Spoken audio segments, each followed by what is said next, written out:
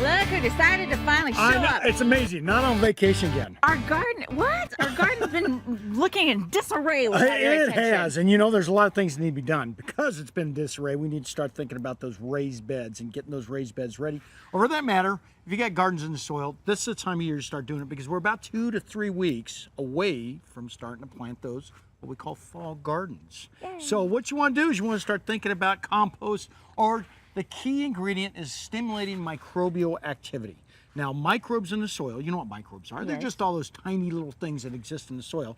Those are the guys who are the key ingredient to growing organic type vegetables out here in the desert Southwest. They're the good stuff. Hold that right there, that dethatching rake. I want to show something here that's the most important ingredient that's going to go in that garden, and it is compost. In fact, about 6 to 8 inches of this in the soil is going to go a long ways towards really building that soil up enough that you can start planting that plant material from seed or, of course, transplants. The other thing needs to go in, a little bit of molasses. In fact, right here. Really?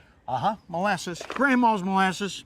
And you want to do this, and you want to just spray this on top of the soil because microbial activity is stimulated from sugar.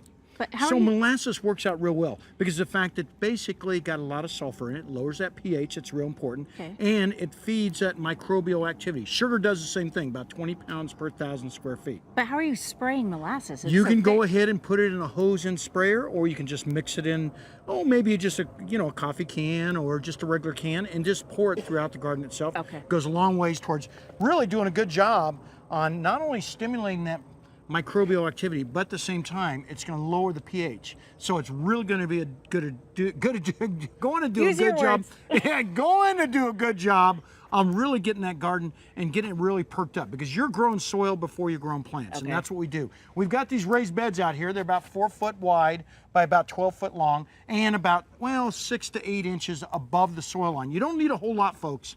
Don't go all out and try to make it really tall because of the fact that it does cost a lot of money for this soil. So just a little bit out of the soil is the ideal situation because that's not only going to help you out to get away from a lot of that, real hard clay type soil, but it's going to protect you basically from the vagaries of real cold weather and real hot weather. It's a little bit less warm, a little bit above the soil line, and a little bit warmer during the winter above the soil line. So you want to go ahead and do that. And of course, north-south exposure is the other thing. Now, something else you can put on, just regular steer manure will work out real well. You want to go ahead and think about anything that's got microbial activity. This is going to be the ideal situation. And you asked about this earlier. Yeah, the lava sand. Lava sand is something that we use in our gardens out here. It's got paramagnetism in it, and it aligns those soil molecules, causing about 20% faster growth out here in the desert Southwest. And you see how granular it is? Yeah.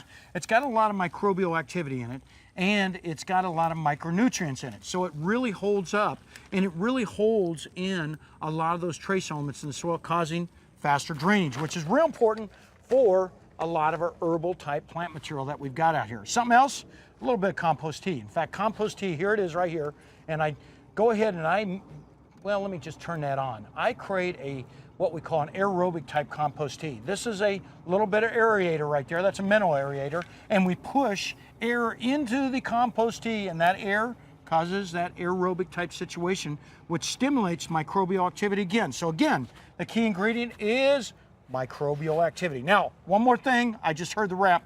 Get out there and start thinking about fertilizing right now. We want to fertilize Okay. all the citrus trees, for that matter, everything out there in the desert Southwest that grows out here really needs a little bit of fertilizer here in the next 2 to 3 weeks. And you can kind of push back your water this time of year too. We've already kind of come out of that real high cycle of water. So go ahead and start thinking about elongating, not decreasing the amount or time, but elongating those days between watering. So about once a week to once every 2 weeks for this time of year. Nice relief. Okay, there you go. Yay. Say it again. Fall is on the way. Fall is on the way. I felt one cool day the other day, and it was Hey. awesome. All right. Oh my gosh. Well, let's also talk about the fact you were up and pacing a lot of this I time. am up and pacing. It's starting to cool down a little bit, but I felt it down here too. So Okay. there you go. All right. Thank Okay, you. thank you. James, back to you.